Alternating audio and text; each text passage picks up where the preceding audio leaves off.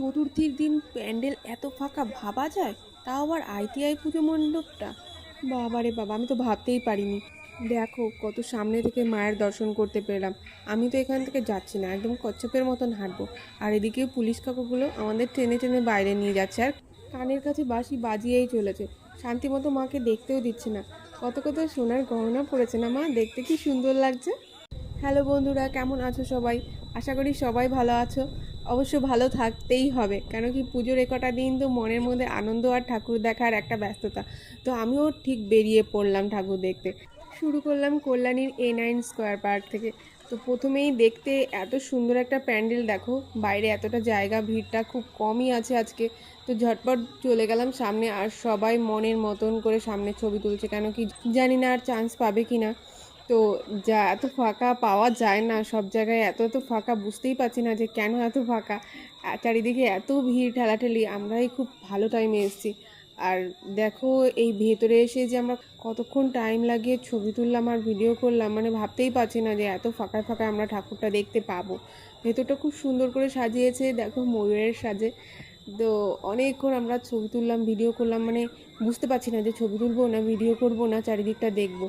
কেমন যেন একটু থতমত খেয়ে গেছি। তো চলো তোমাদের মায়ের দর্শন করিয়ে দিই। ভেতরটা চলে এসেছি। দেখো এখানে একটু ভিড় আছে, সবাই বাঁশি বাজানোর কন্টিনিউ কম্পিটিশন করে চলেছে। এই দেখো মায়ের মূর্তিটা কি সুন্দর লাগছে না, দেখো দেখতে।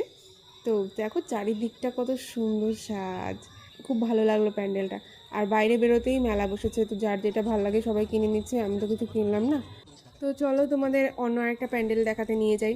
তো এটা চলে এসেছি কল্যাণী বোর্ড পার্কে, আর এখানেও লাইট সাজাটা বেশ সুন্দর লাগছে। তো দাঁড়িয়ে দাঁড়িয়ে একটু দেখে নিলাম আর ছবিও তুলে নিলাম। তো চলো তাড়াতাড়ি ভেতরে যাই। এখানেও বেশ ফাঁকা, লোকজন একদম কম। জানি না আমি লাকি কি না, কিন্তু খুব ভালোভাবে ঠাকুর দেখতে পেরেছি, কেন কি এত ফাঁকা ফাঁকায় মানে ভাবা যায় না কল্যাণীতে ঠাকুর দেখাটা। তো খুব সুন্দর লাগছে পরিবেশটা। আর এখানে দেখো একটা ছোট্ট টাইটানিক, যার মাঝখান থেকে ফুটো হয়ে জল বেরোচ্ছে। দেখে খুব মজা লাগলো। তো চলো এবার ভেতরে মায়ের দর্শন করিয়ে নিয়ে আসি তোমাদের। এখানে তো এখনো কাজই কমপ্লিট হয়নি, মায়ের সাজসজ্জা এখনো কমপ্লিট হয়নি। দেখো এখানে ঢাকের সাজগুলো কি সুন্দর নিচে রেখে দিয়েছে, কেউ পাড়িয়ে না ফেলে। তো এখনও কাজ কমপ্লিট করে নিক, আর আমরা চলে গেলাম আইটিআই পার্ক। ওমা, এখানেও দেখছি ফাঁকা, মানে ভাবা যাচ্ছে না, অসম্ভব। এটা তো অসম্ভব, মানে চারিদিকটা এত কম কম লোক, এত কম কম বাঁশির আওয়াজ, মানে খুব শান্তি। আমি একটু দাঁড়িয়ে ছবি তুলে নিই, প্লিজ একটু দাঁড়াতে সময় দাও।